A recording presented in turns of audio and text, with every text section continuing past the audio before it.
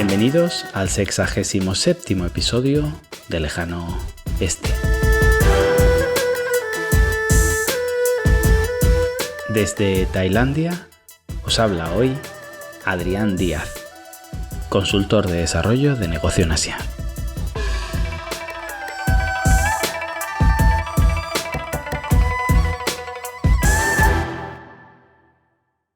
Tras el último episodio donde explicaba cómo la burocracia ha ido sustituyendo la influencia del guanxi en las interacciones sociales en China, y comentábamos que en realidad los chinos no creen en esa burocracia, simplemente pasan por el aro porque no les queda otra, hoy voy a hablar de algunos ejemplos que podrían contradecir esto y cómo conviven esas dos realidades. La alienación desde un léxico marxista en un entorno regulado y una titulitis aguda. En primer lugar, un concepto que creo que he explicado con anterioridad, pero viene bien recordar porque nos ayudará durante todo este episodio. Los chinos son consecuencialistas. En general el ser humano lo es, pero es algo especialmente recalcable en la sociedad china. ¿Y qué es esto del consecuencialismo? En el análisis de todo proceso hay dos métodos de validación: hacerlo de forma procedimentalista o de forma consecuencialista. Si somos procedimentalistas, significa que creemos en el procedimiento más allá de los resultados, porque estos, debido a este buen procedimiento, llegarán. Nos obliga, de alguna manera, a acatar resultados que quizá no nos convengan. Ejemplos. Si estudias mucho, aprobarás. El procedimiento podría estar equivocado, porque quizá no estudiaste bien, pero es una frase muy repetida por algunos padres. La ley es la ley. Una frase procedimentalista que nos viene a decir que si se ha cumplido con lo que dice la ley, deberíamos acatar el resultado. ¿Habéis escuchado alguna vez a los miembros de un partido decir: nosotros respetamos la independencia judicial y no vamos a interferir? Esto es un intento de mostrarse procedimentalistas. Suele ocurrir cuando la sentencia les ha favorecido. Ser consecuencialistas es que independientemente del proceso seguido, del procedimiento, me fijo en los resultados.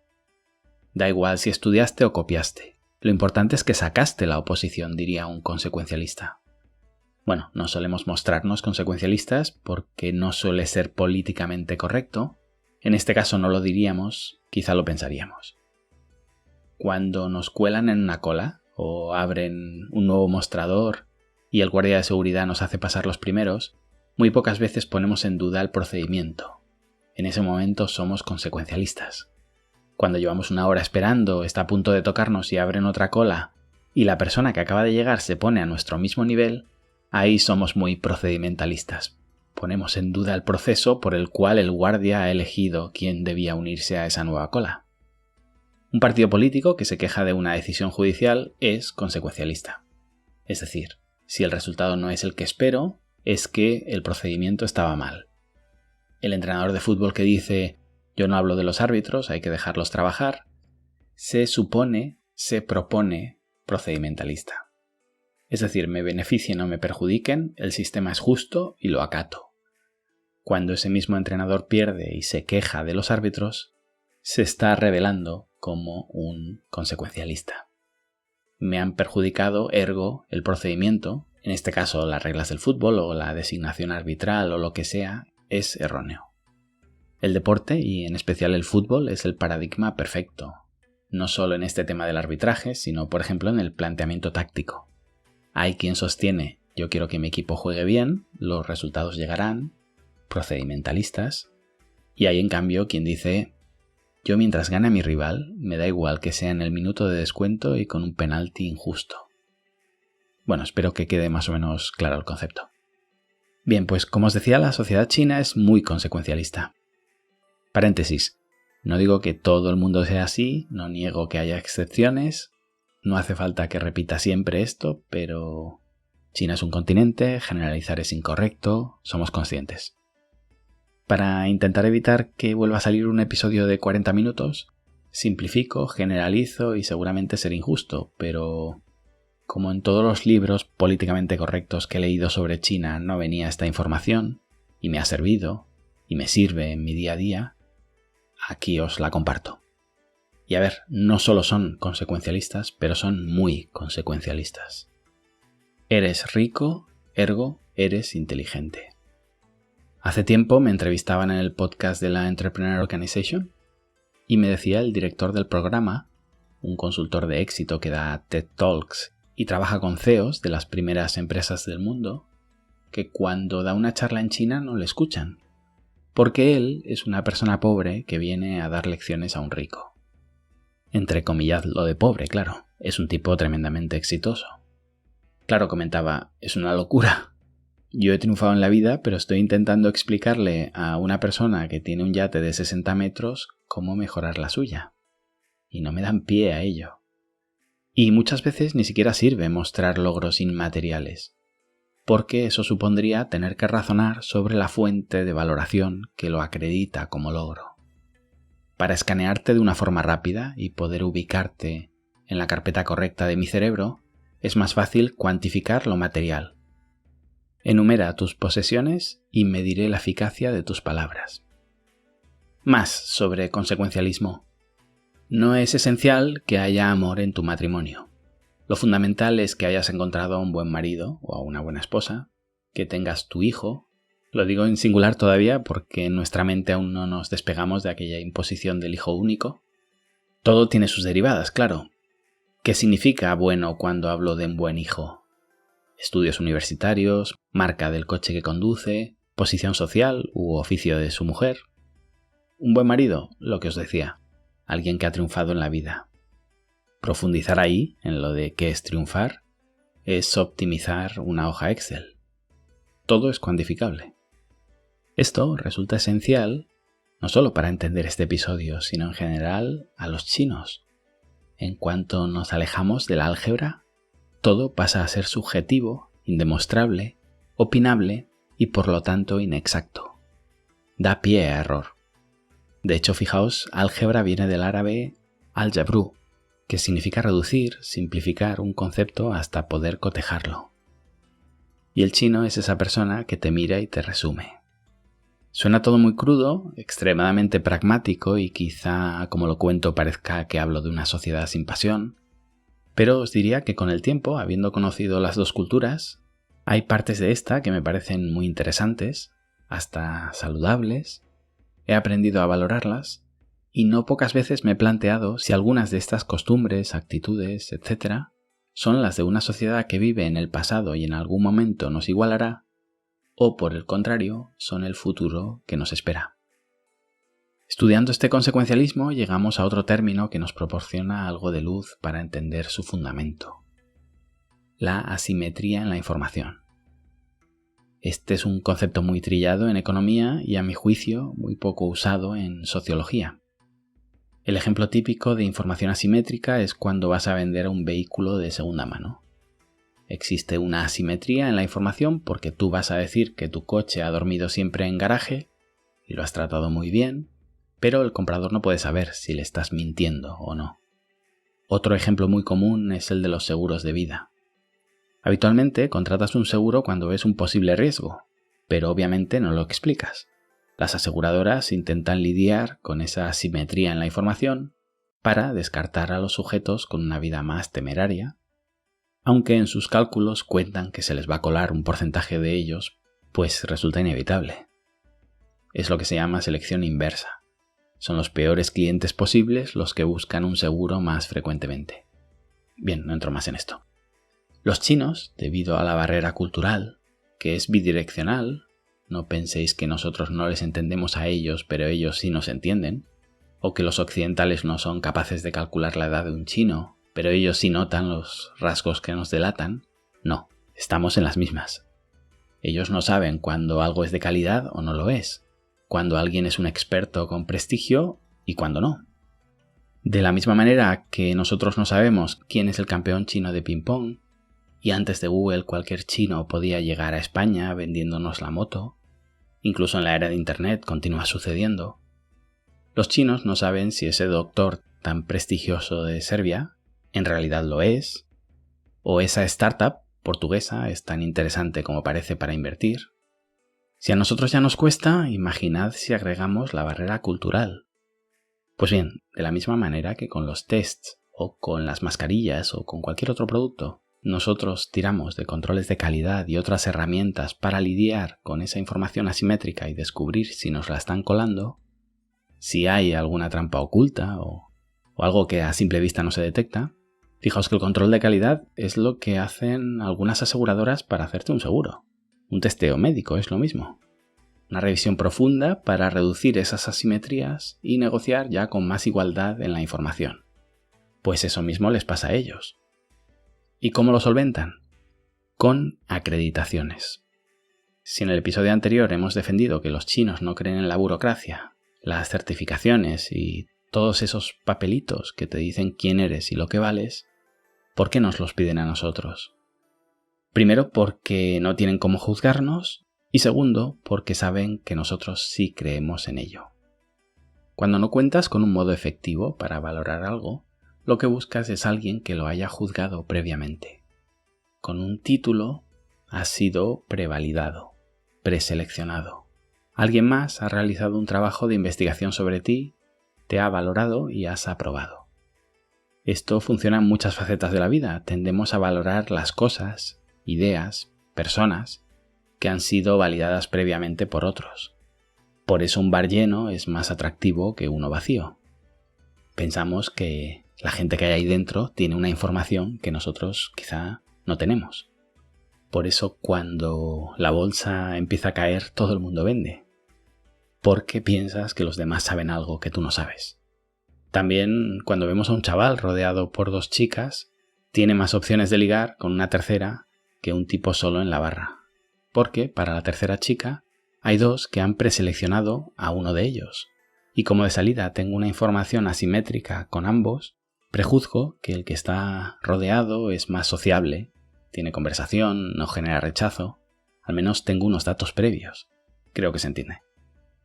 La herramienta de preselección es muy poderosa. Fijaos cómo ha cambiado el mundo del turismo con las reviews o en general el del e-commerce. ¿Cómo demuestras que eres de fiar cuando hay una asimetría tan grande con el comprador que solo ve una web donde todo podría ser mentira? Con alguien que previamente estuvo ahí y acredita que le fue bien. Si viene un chaval a trabajar como entrenador de fútbol y certifica que trabajó en la selección española, es alguien fiable. Ese papelito dice mucho de él. Y quizá me diréis, ¿y no es igual en China? No.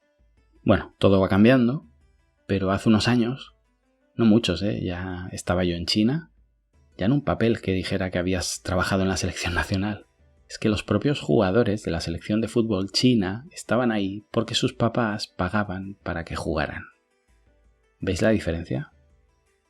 Una vez un amigo guineano me dijo que lo que yo hacía en China me haría de oro en África, porque allí valoran a los europeos. White people have ethics. Los blancos tenéis ética. Eso mismo piensan los chinos, y te lo dicen tal cual. Y no es que sea racista, es que es una discriminación positiva inexacta, desde nuestra perspectiva. También porque yo vengo del sur de Europa, donde se valora o se tolera más la picaresca, la astucia. Al final lo que piensan los chinos de mí, yo lo pienso de los escandinavos. Quizá nos equivocamos todos. Probablemente intentamos ver blancos y negros donde lo que hay es una escala de grises. Pero más allá del tiempo que puedas invertir en convencerles de que tienen idealizada a la vieja Europa, esa es la realidad con la que lidias en China. Es como el tema de la superstición al que dediqué un episodio. Da igual lo que tú creas, lo importante es lo que creen todos. Y en China creen que las certificaciones en Europa sirven. Que un profesor universitario griego está ahí porque se lo ha ganado y que un producto, rumano, es de calidad porque es europeo. Aquí se junta un poquito que entienden cómo funciona la maquinaria de la burocracia, porque como os decía en el episodio anterior, la sufren en sus carnes, con que nos ven a nosotros cumpliendo todo estrictamente con nuestros valores y nuestra ética y ven la máquina perfecta. Y si esto lo unes a lo consecuencialistas que son y su fórmula de cálculo mental para situarte en la casilla adecuada de su hoja Excel, te encuentras que un amigo argentino con pasaporte italiano me dice que le cambia la realidad si enseña uno u otro pasaporte en su vida cotidiana. Que esto pasa en todo el planeta, así de miserables somos. Incluso diría que en China no es de los peores países, porque no es ese racismo de odio por verte inferior a nivel ADN o que les des asco o nada de eso. Sino es un clasismo, si queréis, donde en su cabeza, por esa asimetría en la información, como no tengo más datos sobre ti, que me digas que eres de este país o de este otro, te clasifica totalmente.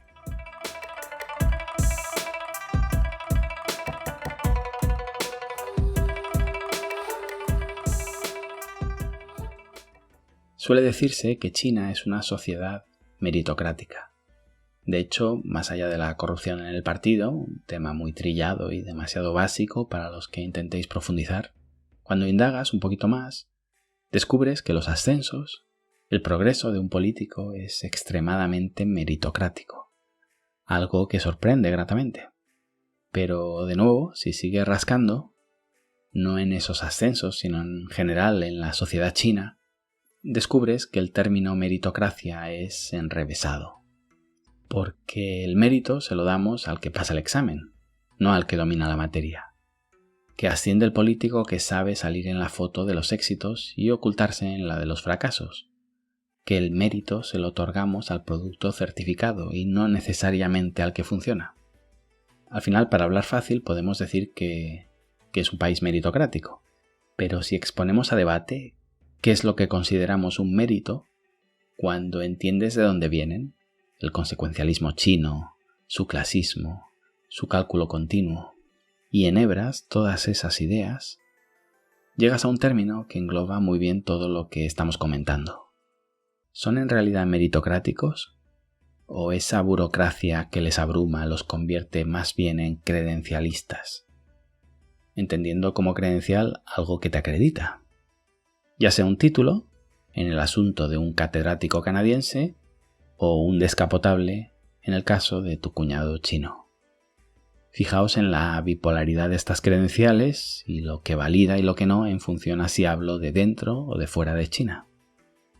Y centrándome en esa parte china, llevo muchos años dándole vueltas a este tema de la riqueza. Cuando me dicen que alguien es inteligente, pues es rico. Y es rico porque puso una fábrica hace 15 años cuando escupías al cielo y crecía una flor. Quizás sí es inteligente, no lo dudo. Pero para mí su riqueza me dice algo, pero no me lo dice todo. En estos casos suelo explicar que si cogemos a 8 personas y hacemos que tiren una moneda al aire, 4 dicen cara y 4 cruz, a las 4 que acertaron les pedimos que lancen otra moneda, y a las 2 que adivinaron correctamente les decimos que de nuevo tiren esa moneda, al final te queda una persona que no solo ha acertado 3 veces seguidas, es que no falla jamás. Ese tipo es un gurú. Básicamente lo que se hace con los fondos de inversión, para engañarte. Un día lo desarrollo más.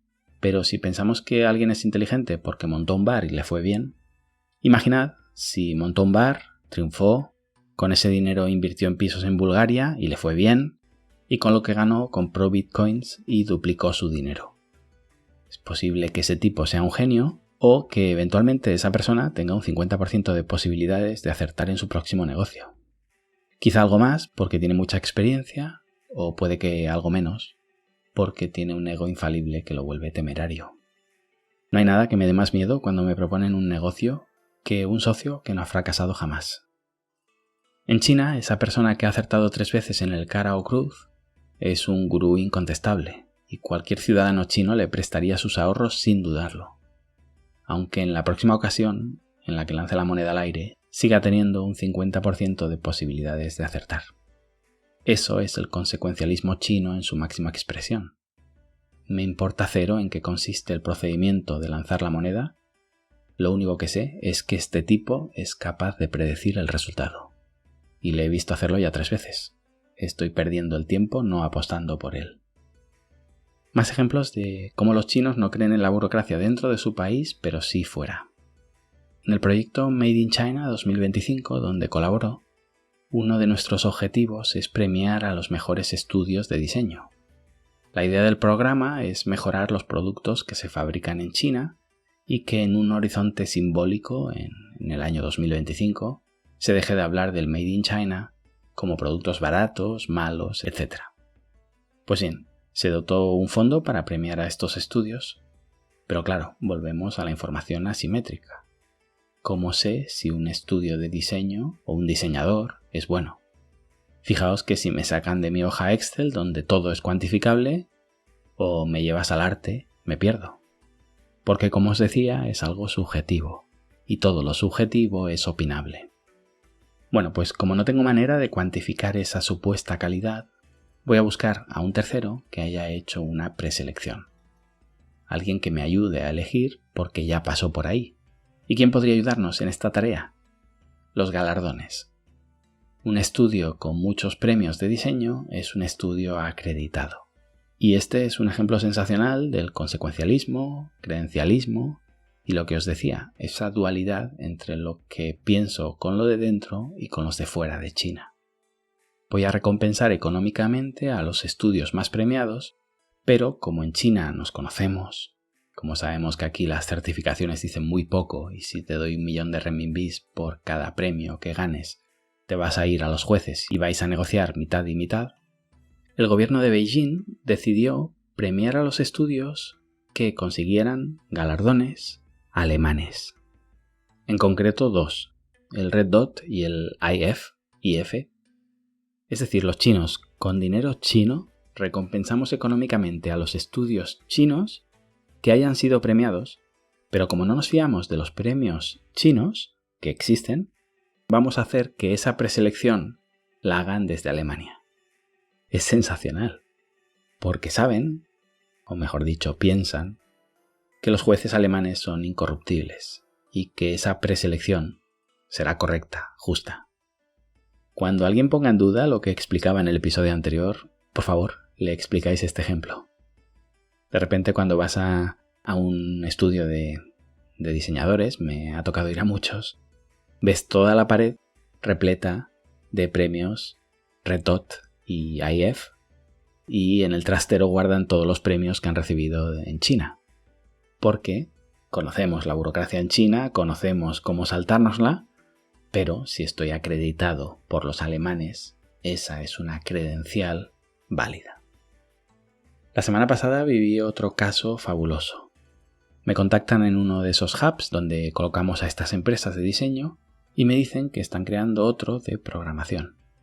Literalmente apps, chips y todo eso. Vale. Pero en la misma ciudad, Hangzhou, hay otro hub y les ganan en prestigio porque tienen más professors. No estoy seguro si se refieren a catedráticos que van ahí y supuestamente asesoran a las empresas del hub o dan alguna charla, pero me decían que el otro hub de la ciudad tiene 6 professors y nosotros solo 4. Estamos buscando más. Pero me contactaba porque quería a un premio Nobel. Me dice, Adrián, ¿podemos conseguir un premio Nobel? ¿De qué? Respondí yo. ¿De programación o algo así? Con cautela y mano izquierda le dije que lo iba a mirar, pero que no estaba seguro de que hubiera ningún premio Nobel de programación. Él insistía, así que nada, le dije que lo miraría. Cuando le pregunté qué es lo que hacen estos professors, me dice que nada, que solo van ahí una vez, inauguran la placa, cobran lo suyo y ya no hace falta que vuelvan. Pero le da un prestigio incalculable al lugar. La falacia de la autoridad en su máxima expresión. De hecho, de camino al hub hay algunas casas de lujo donde supuestamente viven esos catedráticos, pero están vacías. De nuevo, una placa te habla del tipo y de sus méritos, pero ahí no vive nadie. Es tan cómico todo lo que se sostiene en China a base de venderle cosas al mundo, que el día que tengan que lidiar con la escasez y deje de haber dinero para chiringuitos ineficientes, nos van a faltar palomitas para verlo todo. En fin, este episodio era un poquito una continuación del anterior, para que entendamos por qué si no valoran la maquinaria burocrática, sí te piden que presentes tu máster de una universidad de prestigio, porque, como digo siempre, los chinos compran lo que sale por la tele. Pero en cambio, para un Hidden Champion es tan difícil vender en China. algo con lo que tengo que lidiar con clientes que son muy buenos en lo suyo, pero no tienen cómo acreditarlo. Otro día hablo de cómo esa titulitis les ha servido también como filtro para limpiar China de extranjeros, de cómo los empresarios de Wenzhou, cuando descubrieron que las marcas de moda francesas e italianas vendían simplemente por su origen, se dedicaron a registrar marcas en Europa y venderles a los chinos productos chinos supuestamente europeos. Es decir, el arte de entender cómo piensa el público y cómo usarlo a nuestro favor. Y para acabar, hoy os voy a dejar con un proverbio chino. La experiencia del pasado, si no cae en el olvido, sirve de guía para el futuro. Gracias y hasta pronto.